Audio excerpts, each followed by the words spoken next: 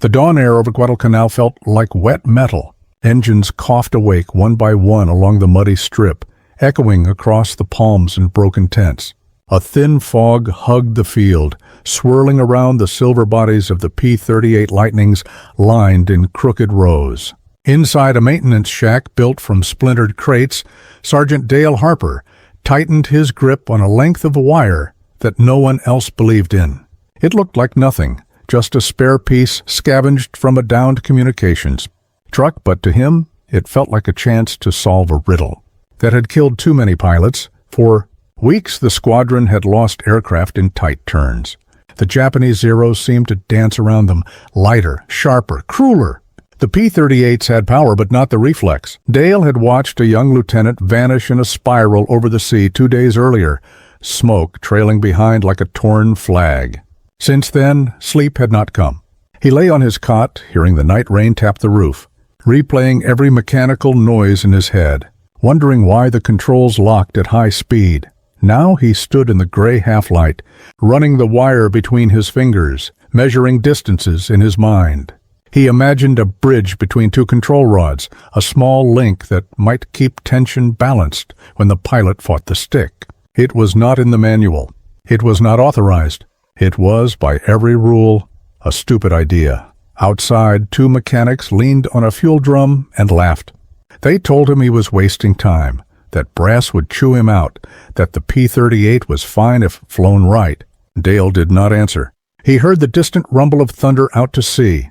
He looked at the wire again, thin as a pencil line, and began threading it through the narrow space beneath the yoke assembly. His hands shook from coffee and nerves. A radio crackled from the open door. Somewhere a voice read off call signs, the clipped rhythm of morning patrol. The squadron commander's name repeated twice, and Dale knew the first sortie would launch within the hour. He worked faster, wiping grease on his sleeve, feeling every second slide away. The laughter outside grew louder when a wrench slipped and clattered across the floor. He almost gave up, but then he remembered the face of the lieutenant disappearing into clouds and the long silence after. He tightened the last bolt, breathed once, and stepped back. The modification was invisible. No one would notice unless it worked or failed catastrophically. He closed the panel, marked nothing in the log, and walked out into the fog. The morning smelled of oil and salt. Engines roared alive again, one after another, until the air trembled. Dale watched the first P-38 taxi forward, twin props cutting through mist like knives through cloth, unaware that a thin piece of forgotten wire now waited beneath its skin to prove every skeptic wrong. The first light over the airstrip turned the fog into molten gold. Pilots moved with quiet purpose, faces pale from the sleepless night. Lieutenant Reed climbed into his P-38, the same aircraft Dale had worked on before sunrise. He adjusted his gloves, glanced at the instruments, and gave a thumbs up to the crew chief. Dale stood several yards away, pretending to check a toolbox, but his eyes never left the plane. He could feel the wire inside that machine like a heartbeat. If it failed, the blame would be his alone. If it worked, no one might ever know. Engines thundered. The twin booms trembled, then lifted dust and debris into a spinning storm as Reed's aircraft began its takeoff roll. Others followed, one after another, until the sky filled with silver wings. Dale shielded his face from the wash of grit. The sound of power drowned every doubt for a moment, and then the formation disappeared into low clouds. The airfield went still except for the faint hiss of the ocean beyond the trees. High above, Reed's radio crackled with clipped voices. Patrol at 15,000 feet. Scattered cumulus. Visibility poor. The Pacific stretched beneath them, endless and gray. His wingman Carter checked in on his right, the P-38 glinting through mist. For 20 minutes they flew without contact. Then the warning came. Bogies inbound, south-southeast, altitude 14,000. Probably Zeros. Reed tightened his harness. Sweat rolled down his back despite the cold. He eased the throttle forward, scanning the horizon. The first shapes appeared like insects in fog, then multiplied. 9 Zeros, maybe 10. The formation tightened, each lightning sliding into defensive line. Reed's stomach knotted. He knew how quickly the Japanese fighters could turn inside them. Every pilot did. He had seen the wrecks smoldering at the edge of the field, wings torn, pride shattered. The enemy split into pairs, diving with Sun behind them.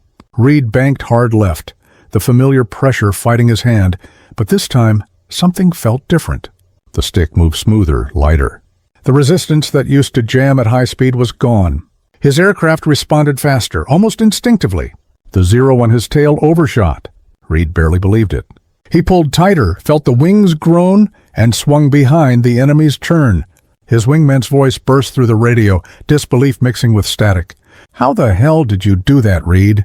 Down below, Dale listened from the maintenance shack to the distant rattle of gunfire, echoing faintly through the clouds.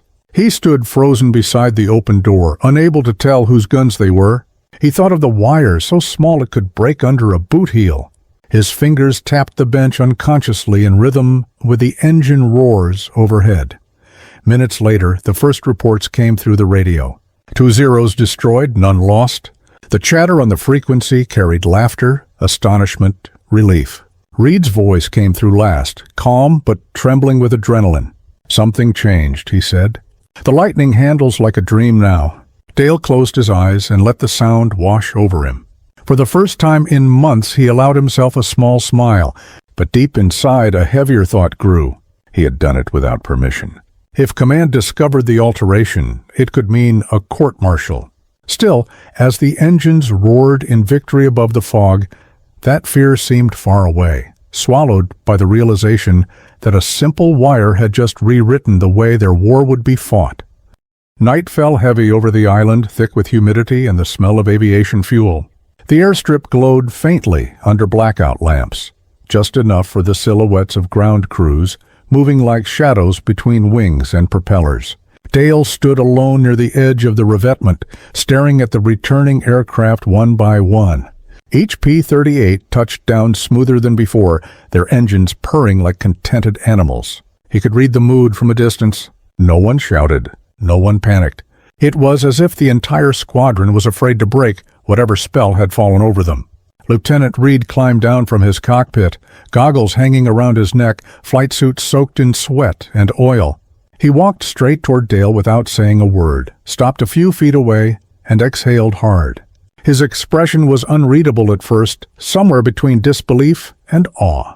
Finally, he spoke quietly enough that only Dale could hear. The plane turned like it was alive. "What did you do?"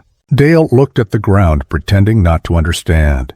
He muttered something about checking cable tension. Reed nodded slowly, eyes narrowing in thought, then smiled and clapped him on the shoulder before walking off toward the debriefing tent. Later, inside the maintenance shack, the radio buzzed with after-action chatter. Pilots compared notes, still trying to explain why their heavy fighters had suddenly matched the maneuverability of Zeros. The engineers argued about aerodynamics, control locks, and compression forces. None mentioned the possibility of a wire linking control rods in the yoke assembly. Dale listened quietly, wiping grease from his hands. He wanted to believe it was over, that the small secret had done its job and would fade unnoticed into routine maintenance. But word spread fast in war. By midnight, 2 other mechanics were asking questions. A soft rain began outside, drumming on the tin roof. The sound blurred the edges of everything, turning the world smaller and intimate. Dale leaned back on his stool, staring at the faint glow of a kerosene lamp. His mind replayed the moment the wire tightened under stress, holding the control balance steady, just as he had imagined. It had worked perfectly.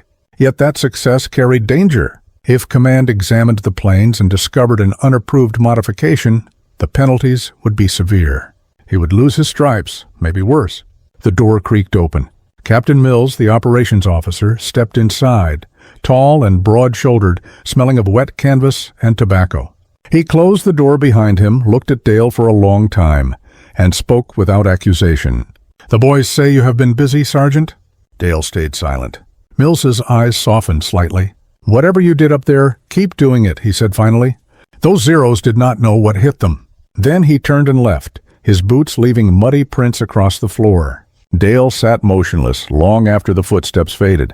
The lamp flickered, casting brief sparks of light across the scattered tools. For the first time, he realized the secret was no longer his alone. The next battles would spread this quiet miracle across the squadron, maybe across the entire Pacific. Yet, Part of him wondered how many men would have to die before someone in authority took credit for what one tired mechanic had risked everything to prove. He reached for his mug of cold coffee, stared at the trembling reflection of the flame in the surface, and whispered to the empty room that sometimes the difference between genius and foolishness was just the length of a wire and the courage to believe in it. The following week brought storms that rolled in from the sea without warning. Rain hammered the airfield until it looked like a lake of mud and gasoline. The men worked barefoot in the water, hauling ammunition boxes, covering engines, shouting over the thunder. Each day felt the same, a blur of sweat, fear, and exhaustion. But beneath that routine, something had shifted. Every pilot now trusted his P-38 like never before.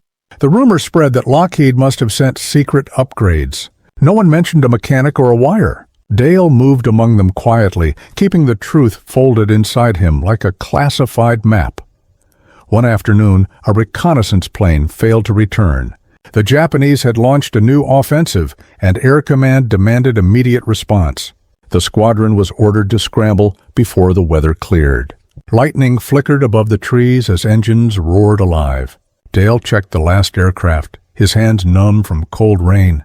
Lieutenant Reed climbed in again, gave him a quick nod, and shouted over the wind that this might be the roughest fight yet. Dale could not find words. He stepped back, soaked to the skin, and watched the P-38s rise into the dark storm clouds one by one until only echoes remained. Hours passed, with no word. The base radio hissed with static. Men stood near the tent waiting, smoking in silence. The storm drifted away, leaving the air heavy and gray. Then faint engine notes came from the distance. Dale ran out to the runway, heart hammering. Through breaks in the cloud, silver shapes emerged, limping but alive. 6 planes, then 7. The first landed hard, its tires kicking water in wide fans. Reed's aircraft came next, one engine sputtering, the other holding firm. The left wing bore holes, but the lightning stayed true. When the propellers slowed and the canopy opened, Reed raised a single finger in the air. 1 kill confirmed. The debriefing lasted deep into the night.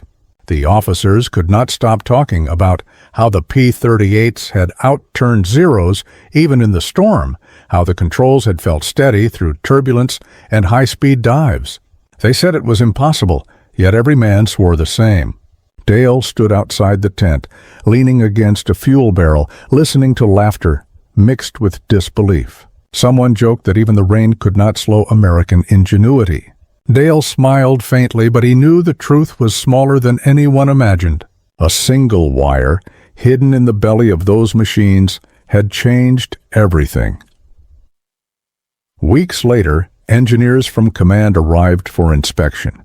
They crawled over the aircraft, notebooks in hand, measuring, checking, questioning. Dale felt his pulse in his throat. If they found the modification, there would be no mercy. But fate seemed kind that day. The senior engineer, a quiet man with round glasses, stopped beside Dale after the examination. He said the planes had never flown better, and perhaps there was something to learn from field improvisations. Then he walked away, leaving the words hanging like a coded blessing. When night came again, the island was silent, except for crickets and the faint hum of generators. Dale sat alone on a crate, watching the moonlight glint off the parked lightnings. Somewhere out there, across endless miles of ocean, men fought and died for inches of sky. He thought of the laughter that once followed his idea, of the faces that doubted him, of the wire that proved them all wrong. He did not see credit or medals. It was enough to know that in a war built on destruction, his small act of faith had helped keep others alive. The fog thickened, hiding the planes one by one until the field looked empty again, as if the secret had sunk back into the darkness that first gave it birth.